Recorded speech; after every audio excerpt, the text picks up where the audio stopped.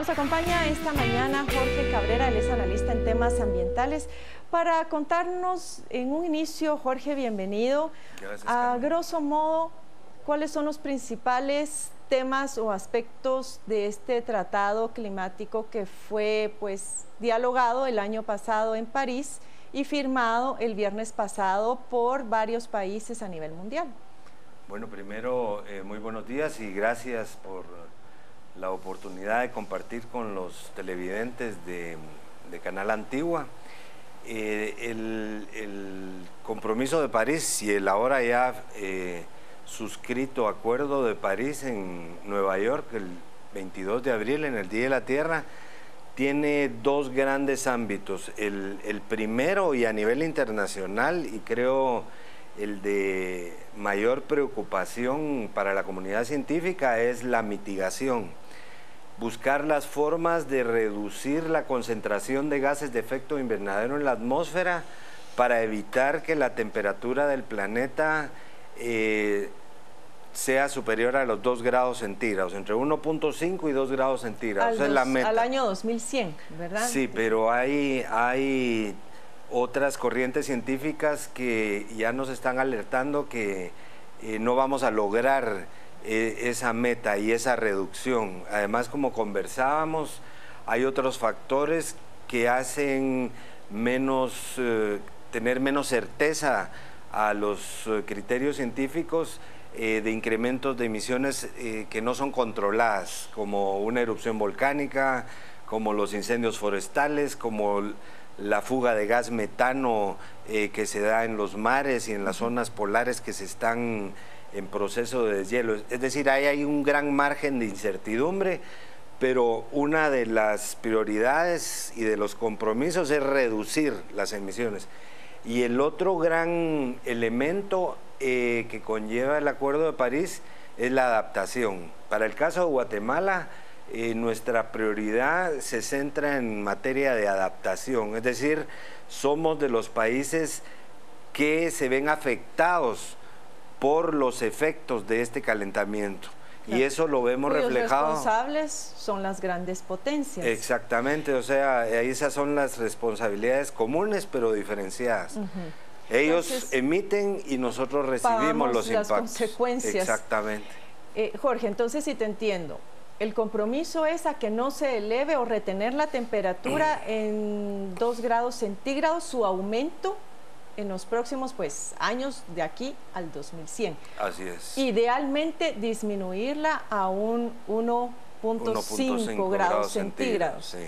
Yo leía un estudio de un científico de Copenhague que decía que esto va a ser imposible, ni siquiera el 1.5, sino que según sus matemáticas, lo menos que podía lograrse, o lo más que podría lograrse en términos de control de la temperatura, era que esta no aumentara en un 0,048%, que está muy por debajo de lo estimado. Y él decía que habían fallado las matemáticas, que él no sabía bajo qué criterios se había llegado a este número, 2 grados centígrados o 1.5 grados centígrados, y que tampoco se le había dicho a los países cómo lograr esta gran meta. Por otro lado, otra inquietud que yo tengo es, se dice que para que esto entre en vigencia, este gran tratado de París, tenía que ser firmado por un mínimo de 55 estados parte, pero también sumar entre todos ellos el 55% de la emisión, de las emisiones de gases de efecto invernadero. ¿Se logró esto el viernes? Porque si finalmente los únicos que se han comprometido al día viernes somos países como Guatemala, pequeñitos, no hemos lógicamente llegado a ese 55%. Quienes más interesa que se ajusten a estos nuevos lineamientos o a estos nuevos compromisos son las grandes potencias. Totalmente. La responsabilidad de la reducción de emisiones y de apoyar a los países más vulnerables está en las grandes potencias, en los países industrializados.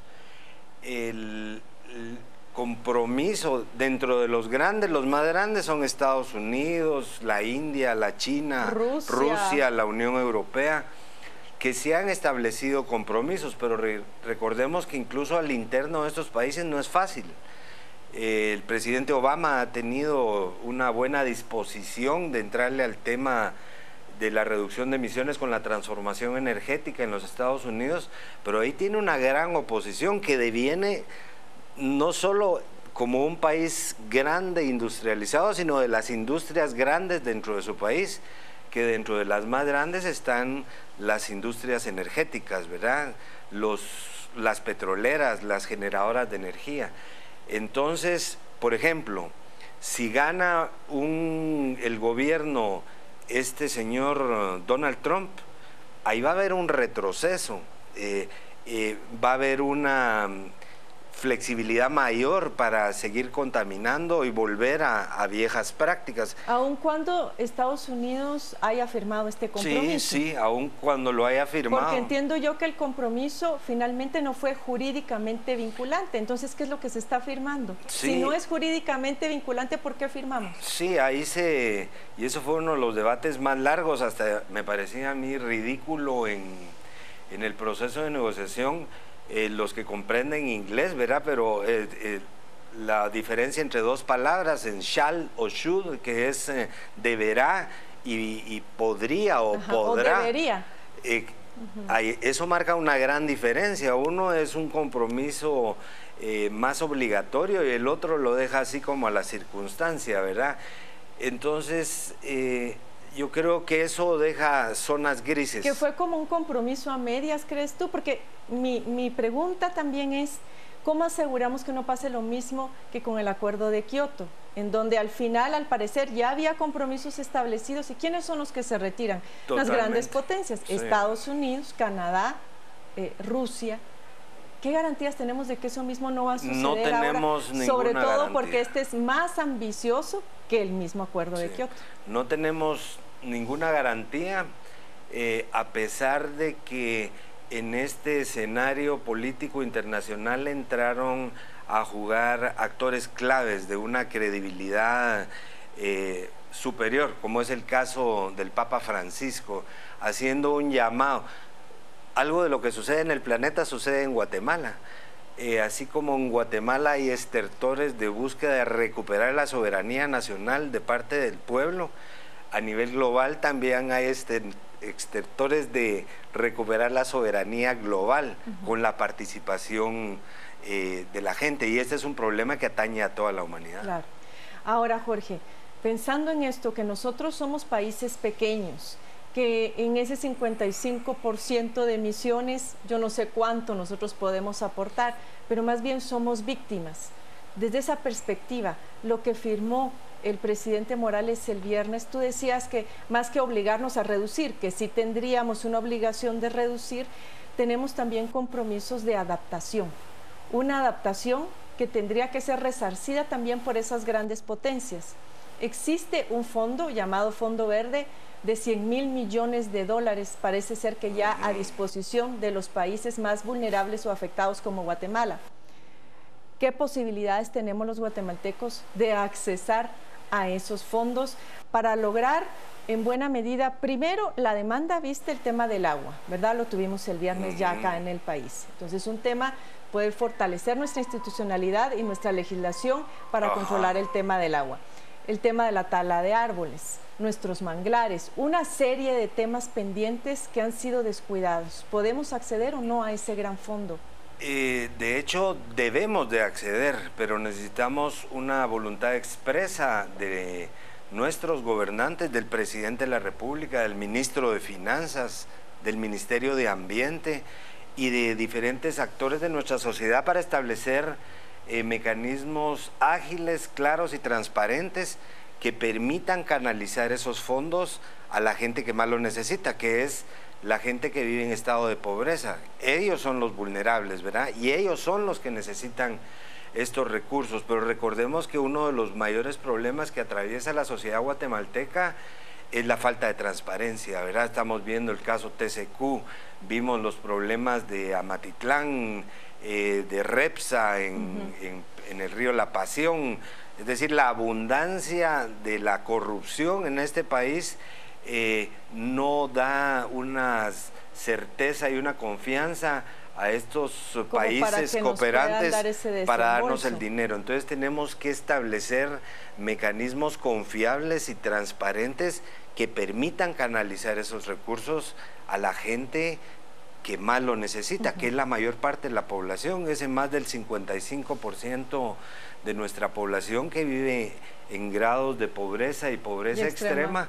Y que no tiene recursos. Que no tiene recursos. Y ayer no son sujetos de créditos. Por ejemplo, daba la noticia también de que las clases medias en el país ya ni siquiera están en peligro de extinción, sino en proceso de extinción. Entonces, todo esto está ligado justamente a eso, al tema de la pobreza. Esos fondos ya están disponibles. De hecho, tú decías que muchos países que no son tan vulnerables, si tienen algún grado de vulnerabilidad, como México, como Colombia, ya están accesando a ellos. Vamos a seguir hablando sobre esto, pero tengo que volver ahora con Pietro, quien tiene alguna información particular. Acá están unas tomas desde la torre de tribunales. Vamos a hacer un enlace rápidamente para que nos cuenten qué es lo que está sucediendo por allá. Adelante.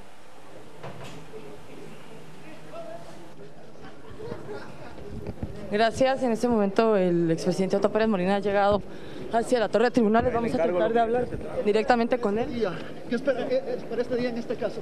Bueno, lo que esperamos es la primera audiencia. Efectivamente queremos conocer los señalamientos que el Ministerio Público va a hacer y eso es lo que tocaría realmente en la primera audiencia. ¿Sí? A los señalamientos que se le han dado en estos... Pues realmente lo que ustedes dicen son señalamientos de una persona, habrá que ir conociéndolos. Esperamos conocer más del Ministerio Público y en su momento también pues presentar todo lo...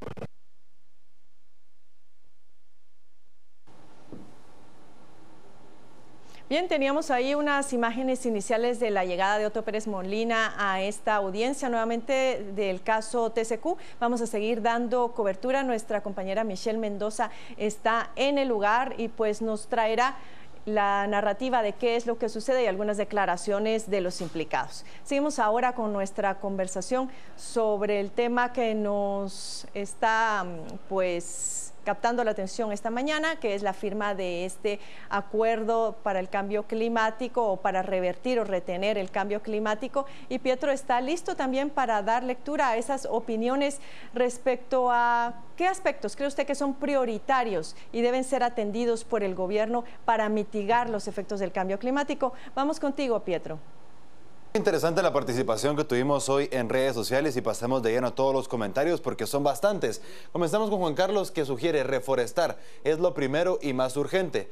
Por su parte, Obdulio dice expropiar de las tierras a los terratenientes. Ellos por su ambición hacen crueldad con la naturaleza.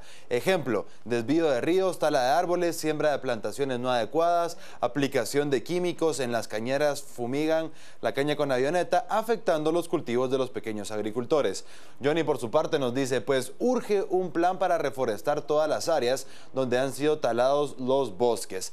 Por su parte Aparicio, él dice, promover una ley de urgencia para que tanta gente marrana deje de estar tirando basura por todos lados. En los pueblos se ve cuando el montón de personas tiran basuras desde los buses, pick-ups y de cualquier carro. En las calles solo tiran y tiran basura.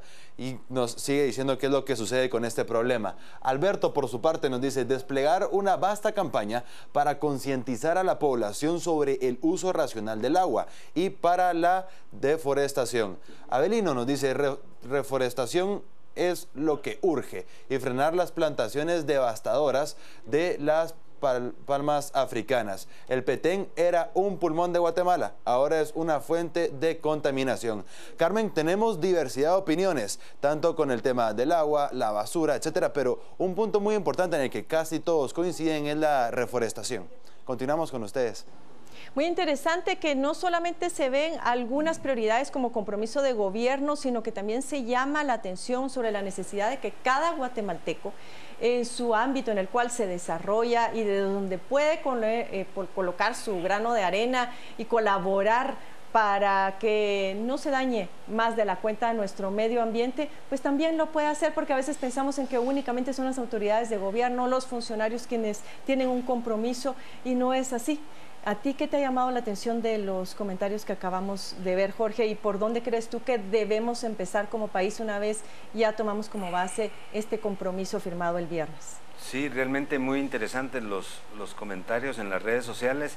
Creo que el tema aquí no es tanto el qué, porque ya todos sabemos que hay que cuidar los bosques, que no hay que tirar basura, que hay que cuidar las fuentes de agua. El asunto es centrarnos en el cómo hacerlo, cómo hacer realmente que este proceso esta situación empiece a mejorar en nuestro país. Y yo creo que aquí se requiere la confluencia de varios factores. La participación ciudadana es clave.